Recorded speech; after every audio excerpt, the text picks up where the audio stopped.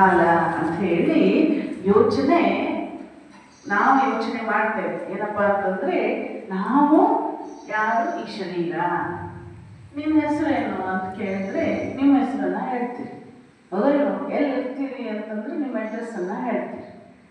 ಆದ್ರೆ ಯಾವ್ದಾದ್ರೂ ಮನುಷ್ಯ ಈ ಭೂಮಿ ಇರೋವರೆಗೂ ಇರ್ತಾನೆ ಅಥವಾ ಇರ್ತಾಳೆ ಅಂತಿದ್ಯಾ?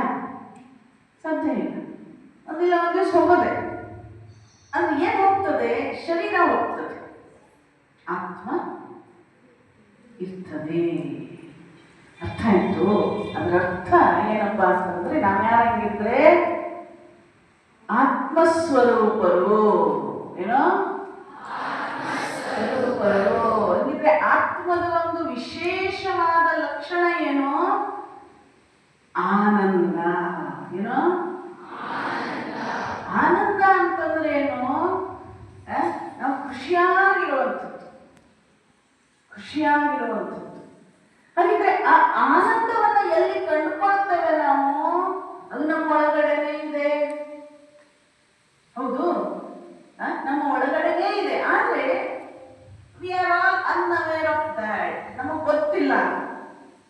ಯಾವ್ಯಾವುದೋ ಒಂದಿಷ್ಟು ವಸ್ತುಗಳಲ್ಲಿ ನಾವು ಆನಂದವನ್ನ ಕಂಡುಕೊಳ್ತೇವೆ, ಸಂತೋಷವನ್ನ ಕಂಡುಕೊಳ್ತೇವೆ. ಸಂತೋಷಕ್ಕೂ ಆನಂದಕ್ಕೂ ವ್ಯತ್ಯಾಸ ಇದೆ. ಸಂತೋಷ ಅಂತಂದ್ರೆ ಈಗ ನಿಮಗೇನಾದ್ರೂ ಒಂದು ಹೊಸ ವಸ್ತುವನ್ನ ಕೊಡಿಸಿದ್ರು, ಅಥವಾ ನಿಮ್ಮ ಬರ್ಡೇ ದಿವಸ ನಿಮ್ಗೆ ಹೊಸ ಡ್ರೆಸ್ ಕೊಡಿಸಿದ್ರು, ಹೊಸ ಸೈಕಲ್ ಕೊಡಿಸಿದ್ರು, ಹೌದು, ಮನೆಯಲ್ಲಿ ಹೊಸ ಫ್ರಿಜ್ ತಂದ್ರು, ಐಸ್ ಕ್ರೀಮ್ ಮಾಡಿದ್ರು, ಇವೆಲ್ಲ ಸಂತೋಷ, ಖುಷಿ ಆಗ್ತದೆ.